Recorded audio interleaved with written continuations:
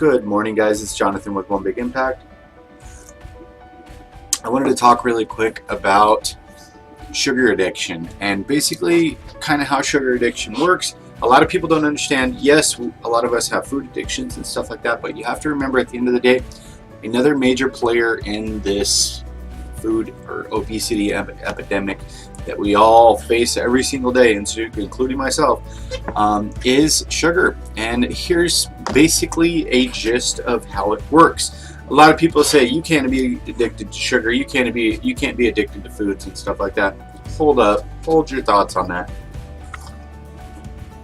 You definitely can. What happens when you eat sugar is it triggers a chemical release in your brain, and that chemical release is dopamine. What that does is it gives you feelings of euphoria, feelings of feeling really good and stuff like that. If you've never heard of dopamine, dopamine can be released when you do drugs, when you smoke weed, when you smoke crack, heroin, whatever. Any feeling, it's when you have sex, when your chemical imbalance is off, and you're bipolar or ADHD, too much dopamine can be being released or not enough in certain times, like if you have depression or something like that. So a lot of those prescription medications and stuff that you have are either dopamine blockers or serotonin blockers, or they are releasers that give you a better flow of it or whatever.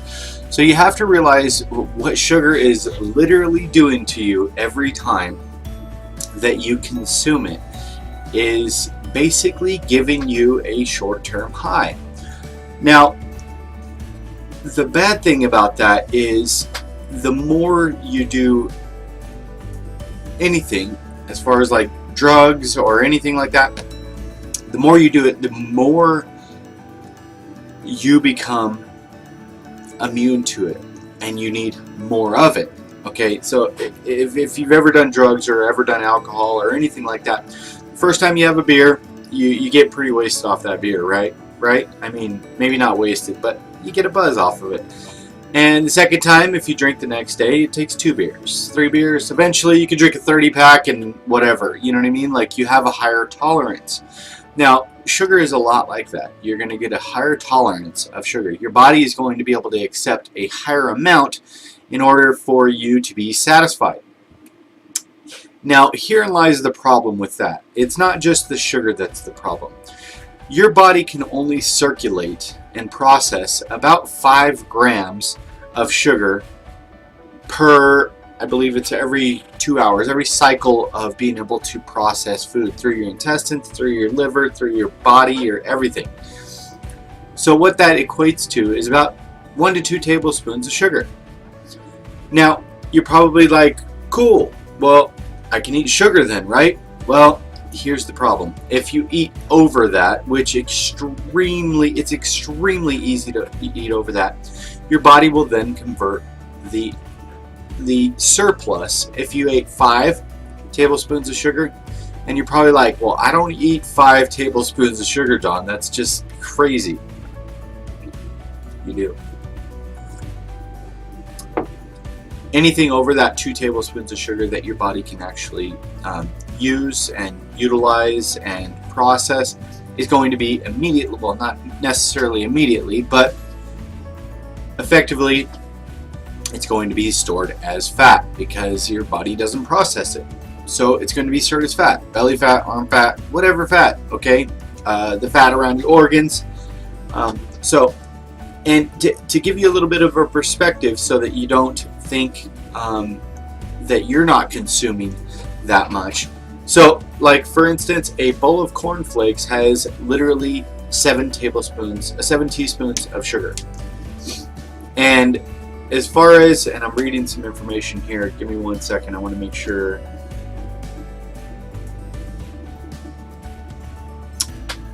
I just want to make sure my fact is right.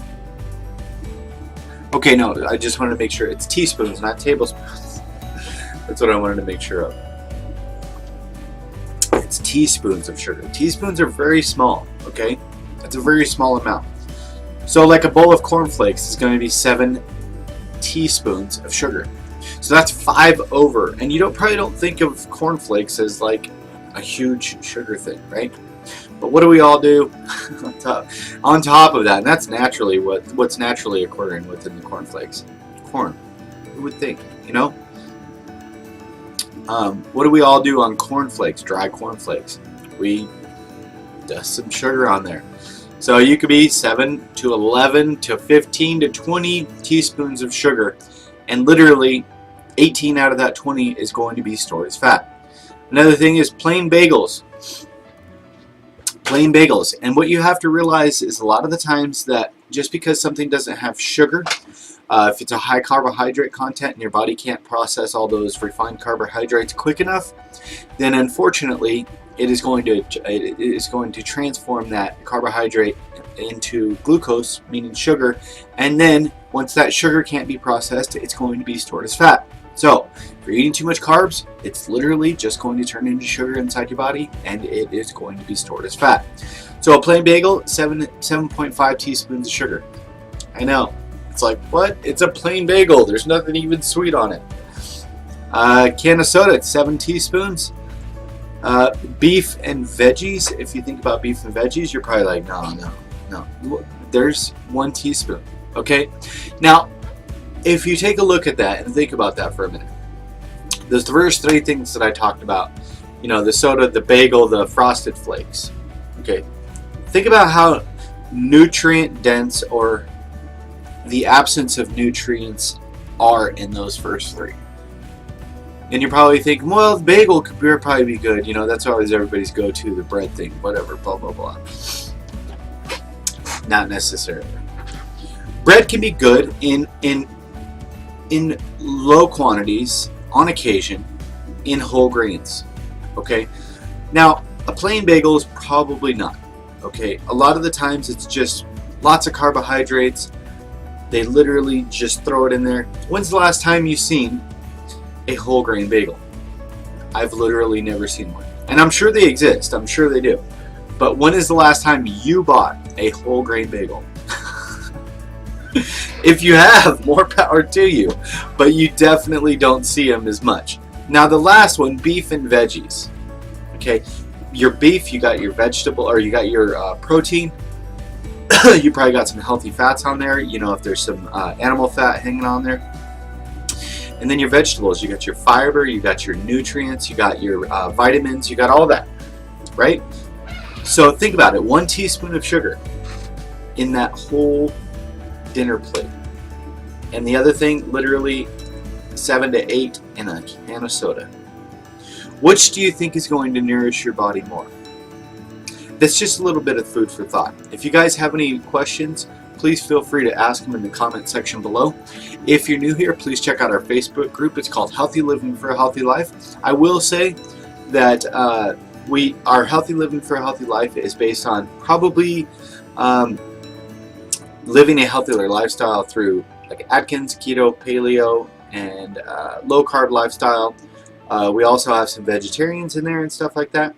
And then also through self-development and things like that. So we're a super positive, amazing family. If you'd like to come check us out, please feel free to. But leave your products that you're selling and your crappy attitude out. Unfortunately, we don't allow those in. So I hope this video helped you. If it did, please like, share, comment, and subscribe. And have a beautiful day, guys. Oh, remember to be stronger than your excuses. Excuse me. Coffee's killing me today. And remember to spread love, not hate. Peace, guys.